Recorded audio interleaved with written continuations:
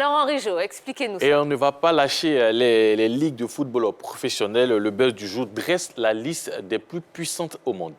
Alors j'aurais aimé que vous assistiez aux réactions de Roger Stéphane, parce que c'est vrai que quand on voit des chiffres, les 3 milliards de francs CFA, Roger Stéphane, il dit ah bon? Non, Jojo lui dit, mais ça c'est le budget d'un pays africain. Ah ben oui.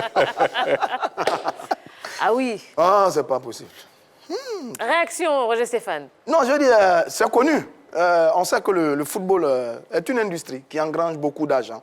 Et ces 5 grands championnats ont fait leur évolution. Il y a quelques années, c'était l'Espagne, l'Italie. Aujourd'hui, c'est l'Angleterre. La première ligue anglaise est montée parce que les vrais businessmen ont investi dans l'affaire. Et c'est terrible en ce moment du côté de l'Angleterre. Donc, première ligue, Ligue espagnole, Bundesliga, Calcio italien et la Ligue 1 en France. Eh bien, ces 5 championnats ont, comment on dit ça, 58% du montant global du football européen. 58%.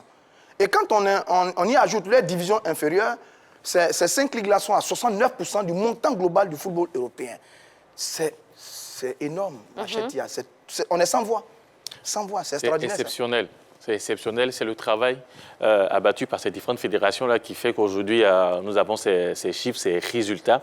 Et c'est comme cela, il faut travailler. Il faut travailler. Seulement quand les chiffres passaient, c'est vrai, Roger Stéphane, il s'exclamait, mais moi j'étais là. Bon, heureusement, je suis le seul qui aime les milliards ici. Vous avez compris. Hein? Ah oui, moi j'aime plus que les milliards. Mais j'ai mal. Pourquoi un pays africain ne peut pas faire pareil? Alors... Ouais, ici, j'espère qu'on dépasse au moins les 300 000 francs. Mais j'espère, parce que ça me fait vraiment mal. Oui. Jeanne, qu'est-ce qui manque aux ligues africaines pour arriver au niveau des ligues européennes? Allez, non, on ne va même pas aller là, pour commencer à les apercevoir, parce qu'on est quand même très très loin encore. Qu'est-ce qui manque ici? Bon, peut-être qu'on n'a pas de sponsors.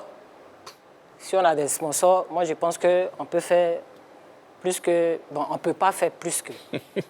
On pourra difficilement, ça c'est sûr, mais au moins, effectivement... Très difficile. Au moins, si on a quand même le minimum, un petit peu le niveau, ouais. Voilà, là, c'est quand même bon. Donc, les sponsors, pour vous, OK. Je pense que c'est le travail. Il faut travailler sérieusement et il faut quitter aussi dans la complaisance, parce que souvent, c'est le cas avec nos fédérations ici. À quel genre de travail? Bon, OK. Il faut avoir un bon projet, il faut être rigoureux et il faut vraiment créer je dirais, une sorte de gendarme qui va suivre les clubs. L'argent qui est investi dans les clubs, même l'argent qui est investi au sein de la fédération, il faut suivre tout cela. Et il faut vraiment travailler, il faut avoir des bons projets pour les suivre aussi. Bon, je dis le contexte est différent quand même, en tenant compte des réalités. Parce que là-bas, vous avez les droits télé. Il n'y en a pas beaucoup chez nous ici par rapport à nos championnats. Ensuite, vous avez les sponsors, de grandes firmes, de grosses marques qui sont sur les équipes. Vous avez des très grands clubs qui eux-mêmes sont riches. Et vous avez derrière chaque club un nombre incalculable de supporters et de soutiens. À partir de ce moment-là, tout le monde vient investir de l'argent parce que c'est un business qui produit. Donc nous, à notre niveau, ce qu'on peut faire, c'est d'investir beaucoup d'argent dans nos clubs. La première des choses. Ça permettra à nos clubs... C'est qui nous? Quand je dis nous comme ça... Vous êtes dedans aussi? Je pense à l'État. L'État doit pouvoir inciter certaines structures commerciales à investir dans notre football. Ouais. Parce que les clubs individuellement n'ont pas cette capacité pour attirer les investisseurs. Donc, que nos États aient cette volonté d'inciter certaines structures commerciales à investir dans nos clubs. Donc, les clubs vont devenir riches. Ensuite, on pourra maintenir nos meilleurs joueurs sur place. Ensuite, on pourra organiser des compétitions et des spectacles de qualité. À partir de ce moment-là, le public va revenir et toutes les télés, tous les annonceurs, tous les diffuseurs vont venir sur les compétitions. Le public qui vont aller suivre les matchs. Les matchs, absolument. Exactement. Et puis, pour bien protéger ça, une structure pour gérer les fonds qui sont investis dans nos différents clubs et dans notre fédération. Parce que si on met de l'argent, il faut envoyer des structures pour suivre la traçabilité et la gestion de l'argent. Si on fait ça, un jour peut-être, on va arriver à leur niveau. D'accord, très bien. On a compris le message, Roger Stéphane. Alors, Jeanne, en 2012, c'est vrai que ça a été une très très belle année pour vous, hein, mais ça a été aussi l'année où vous avez été déchu de votre brassard de capitaine.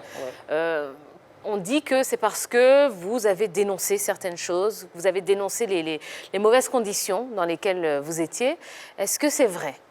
Bon, pas dénoncé officiellement, mais peut-être qu'ils ont vu dans ma réaction, ma manière de faire, parce que je n'étais plus la capitaine avant qui dirigeait l'équipe. Bon, on me fait enlever le brassard. Pourquoi? Bon, c'est la question que je n'ai pas pu poser et puis bon, je suis resté dans mon coin. Voilà. Peut-être c'est ce qui a fait que vous avez changé. C'est-à-dire, qu'est-ce qui avait changé? Le changement, parce que je ne pouvais plus diriger.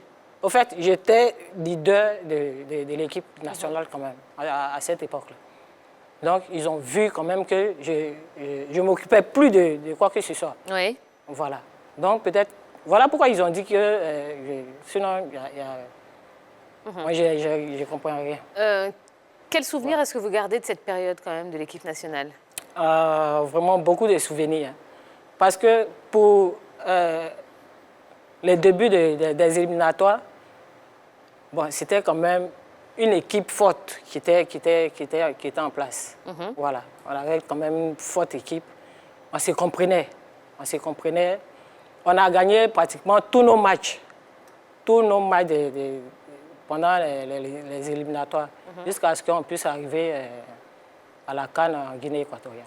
Allez, on va marquer une nouvelle page de publicité. On va se retrouver dans un instant. Eh bien, profitez de la pub, oui, pour prévenir tout le monde autour de vous. Hein. On est disponible sur le canal 203, StarTime 740, la TNT numéro 3. Et puis, pour ceux qui sont à l'étranger, eh bien, l'application RTI Mobile vous permettra de nous suivre et de passer un bon moment en notre compagnie. Dans un instant, on va se retrouver pour le débat. Pourquoi les femmes sont-elles lésées dans le football ivoirien? Eh bien, on va tout comprendre. Ne bougez surtout pas.